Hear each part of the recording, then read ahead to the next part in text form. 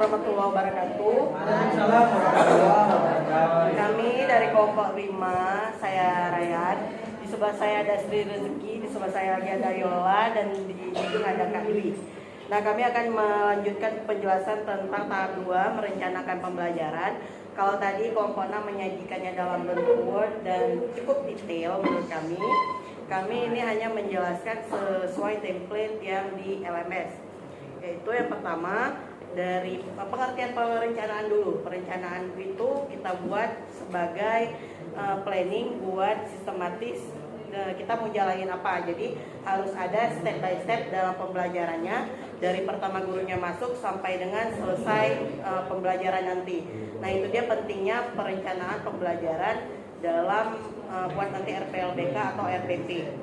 Kemudian topik yang kami ambil dalam rencana pembelajaran ini yaitu kalau dalam BK kami mengambil bimbingan klasikal tentang menjaga kesehatan dan kebersihan pada masa pubertas remaja awal. Mengapa kami tertarik di topik ini? Karena pada remaja awal dari pubertas itu masalahnya cukup ringan, seperti bau badan, terus nanti gimana cara menjaga kebersihan diri. Nah, nanti itu bisa dikolaborasikan dengan pihak puskesmas contohnya dari sekolah. Jadi kami bisa mengambil layanan bimbingan klasikal. Nah, untuk detailnya apa saja yang dijelaskan dalam bimbingan klasikal ini, dimulai dari where sama what, akan dilanjutkan penjelasan oleh Sri Rizky. Baiklah ya teman-teman, saya akan melanjutkan penjelasan. Ini berdasarkan template yang ada di LMS kita ya. Dimana yang pertama ada where, yaitu dimana kegiatan tersebut bisa kita lakukan. Nah, karena ini bimbingan klasikal, sifatnya bisa pengetahuannya bisa diakses oleh seluruh siswa, maka kegiatannya bisa kita lakukan di aula sekolah. Jadi bisa menghemat atau melakukan kegiatan bimbingan secara efisien. Nah, jadi seluruh siswa bisa kita hadirkan di dalam ruang aula, baik laki-laki maupun perempuan. Kemudian apa goals yang kita harapkan? Nah, di sini karena tentang bimbingan klasikal menjaga kesehatan dan kebersihan diri, maka apa yang kita harapkan? Siswa mampu menjaga kesehatan dirinya, siswa juga mampu menjaga kebersihan dirinya. Nah, selanjutnya hook. Bagaimana kita kaitkan dengan minat siswa? Nah, dengan pengetahuan yang didapatkan dari bimbingan klasikal yang kita berikan di aula sekolah, maka siswa pengetahuannya akan bertambah. Jadi bisa dikoneksikan dengan materi pembelajaran IPA misalnya. Di sekolah di tingkat SMP kan ada mata pelajaran IPA. Nah, dengan adanya pengetahuan tambahan tersebut, mereka bisa kolaborasikan pemahaman baru yang mereka dapatkan melalui bimbingan klasikal pada saat kita berikan di aula tadi ya. Kemudian equip ini adalah eksplorasi isu. Nah, dengan kita bisa berkolaborasi atau bekerja sama dengan pihak-pihak lain di luar sekolah untuk mengadakan bimbingan klasikal ini, misalnya dengan berkolaborasi dengan puskesmas atau dinas-dinas kesehatan. Nah, jadi pengetahuannya tidak hanya kita yang memberikan, mungkin ada tambahan pengetahuan lain yang bisa dibagikan oleh puskesmas. Ya, gitu ya. Terus selanjutnya akan dilanjutkan oleh rekan saya Yola. Kemudian akan dilanjutkan dengan experience, di mana di sini siswa sudah menerapkan tentang kebersihan diri, seperti contohnya mengganti baju, cuci tangan, mandi, sikat gigi dan sebagainya. Nah, jadi di sini merupakan ide-ide kunci yang mana setelah siswa memperoleh bimbingan tersebut, maka siswa ini mempunyai kesadaran akan pentingnya menjaga kebersihan diri berupa dengan cara-cara seperti ini. Nah, kemudian ada rethinking, yaitu membangun pemahaman siswa bahwa pengetahuan yang didapatkan dapat mempengaruhi karirnya. Nah, di sini juga dikaitkan dengan hal ke depan yang akan mungkin dihadapi siswa, yaitu masalah mungkin pekerjaan karir. Jadi, dengan mengetahui dasar-dasar daripada materi yang disampaikan, maka itu akan membuat siswa lebih memperhatikan dirinya sendiri. Misalnya ketika seseorang itu ingin menjadi polisi, maka dia akan mempersiapkan kesehatannya, seperti misalnya kesehatan giginya, menjaga kebersihan gigi, sehingga dapat meraih hal-hal yang dia inginkan kemudian hari. Nah, kemudian akan dilanjutkan oleh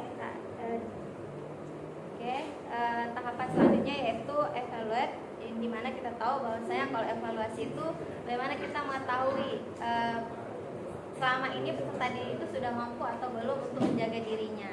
Nah, setelah materi yang diberikan, guru itu mampu mengajak siswa untuk merefleksi diri tentang menjaga kebersihan dirinya. Jadi siswa laki-laki dan perempuan itu sudah paham bagaimana menjaga kesehatan diri dengan baik, contohnya mencuci tangan dengan baik seperti apa, sikat gigi dengan baik seperti apa, dan bagaimana mengganti pakaian gitu ya. Kan kadang-kadang ada yang kaos kakinya itu seminggu sekali seperti itu, atau kaos dalamnya itu seminggu sekali baru ganti gitu. Jadi setelah materi ini diberikan, siswa itu udah paham bagaimana menjaga kesehatan diri baik badannya ataupun pakaiannya seperti itu. Nah, untuk yang selanjutnya setelah ini Tailor ini dikaitkan dengan kebutuhan, minat dan kemampuan peserta didik.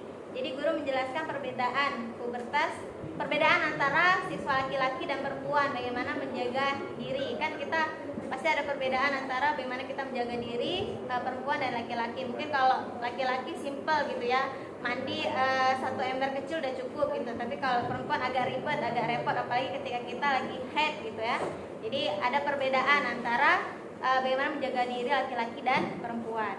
Nah, selanjutnya itu organizer.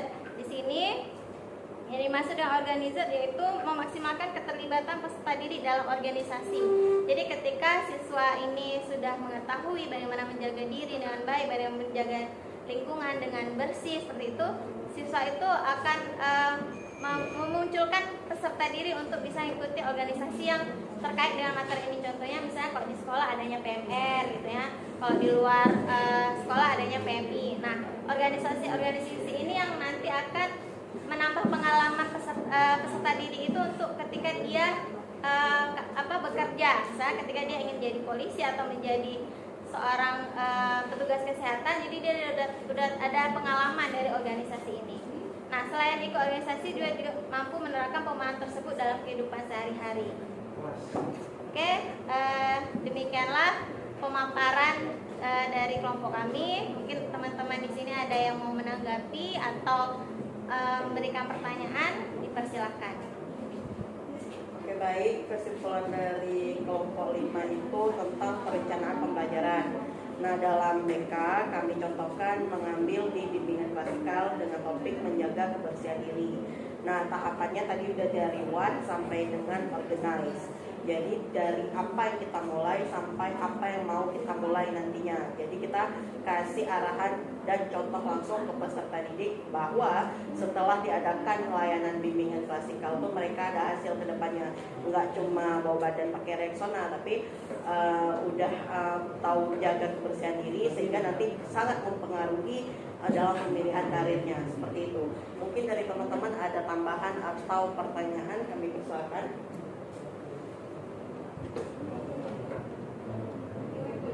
Baik, silakan dari kelompok 6.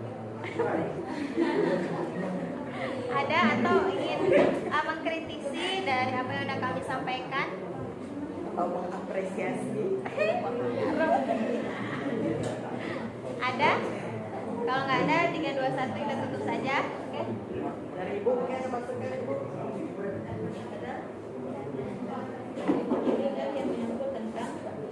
Perencanaan pembelajaran.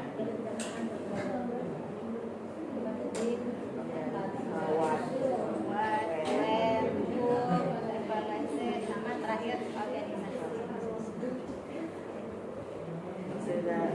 Terima kasih atas waktunya. Assalamualaikum warahmatullahi wabarakatuh.